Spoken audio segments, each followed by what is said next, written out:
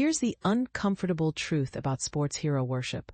When over 42,000 people dress up in blazers to honor a baseball broadcaster, we might need to ask ourselves what we're really celebrating.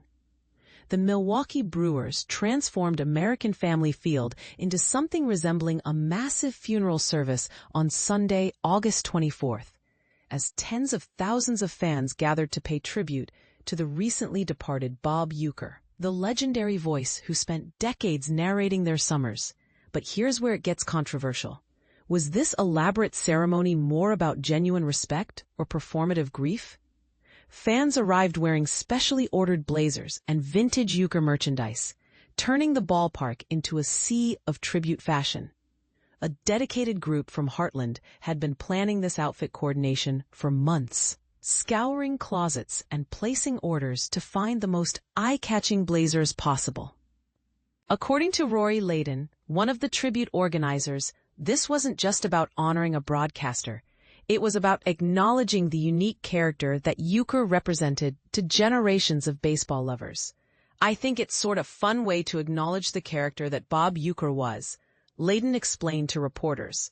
If I wasn't watching a game on TV, I was definitely listening to him on the radio, and he's just been a big part of everybody's summer. But what makes a radio voice so universally beloved that it inspires this level of devotion? Layden believes Uecker's magic lay in his ability to bridge generational gaps and unite people through baseball. The broadcaster earned respect from Hall of Famers like Yount and current stars like Christian Yelich alike, creating a rare legacy that transcended typical sports celebrity. And this is the part most people miss. Yount's tribute during the pre-game ceremony revealed something profound about Uecker's character that went far beyond his broadcasting skills. He never changed throughout all those years, Yount shared with the emotional crowd. He just loved making people laugh right to the end. He told me he wasn't afraid of dying. He just didn't want to be there when it happened. The ceremony itself was orchestrated around 4 distinct bases, representing different chapters of Uecker's remarkable life. His former NBC broadcasting colleague, Bob Costas, served as narrator, weaving together previously unseen footage and intimate interviews that painted a picture of a man who understood friendship on a deeper level. He was one of the most distinctive personalities that the great game of baseball has ever known, Costas told the packed stadium. But beyond that, if he was your friend, he was your friend for your life. And in a different but still very real way, many of you folks in the ballpark today and countless Brewers fans through the decades, whether they actually crossed paths with him or not, felt as they had a friend in Bob Uecker. Here's where the story becomes even more fascinating. Players who never even met Uecker personally still felt his presence throughout the organization. Brewers pitcher Chad Patrick admitted that while he had zero direct interaction with the broadcasting legend, something about the day's atmosphere made it feel like Uecker was still somehow present in the stadium. It felt like there was a certain type of buzz. It honestly felt like he was here cause of all the jerseys and all the talk we talked about, Patrick observed. They definitely showed out today to honor him, like you said. You hit the sense of what he meant to this organization and the city of Milwaukee. But here's where it gets controversial again. Should we question the intense emotional attachment fans develop to media personalities they've never actually met? 22-year-old Levi Galliff made a 3-hour round trip from Brillion specifically to participate in this tribute, admitting that Uecker's death hit him surprisingly hard.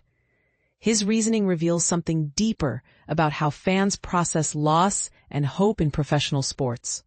You never know if you're going to see something like this in your lifetime, Galliff explained. I'm 22 years old. I've never seen the Brewers in the World Series. I remember 2018, obviously, but you just don't know. You don't know if you'll ever see it again. So that's why I'm trying to be a part of it as much as I can. The emotional Sunday concluded with the Brewers falling to the San Francisco Giants 4-3, marking the 17th sellout crowd of the season. However, fans departed the ballpark, walking past permanent reminders of Uecker's enduring influence. multiple bronze statues, and a commemorative medallion hanging in the rafters, featuring a single microphone, symbolizing his lasting impact both on air and behind the scenes. And this is the part that raises the biggest questions of all. In an era where authentic connections seem increasingly rare, are we placing too much emotional weight on the shoulders of entertainers and broadcasters? Or does Uecker's story represent something genuinely special about the power of consistent, authentic presence in people's lives? What do you think? Was this elaborate tribute a beautiful celebration of a beloved figure?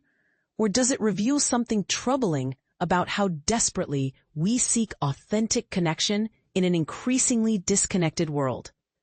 Are we honoring the man or mourning the loss of a simpler time when voices like his felt more genuine? Share your thoughts, because this conversation about hero worship, authentic connection, and the role of media personalities in our emotional lives is far from over.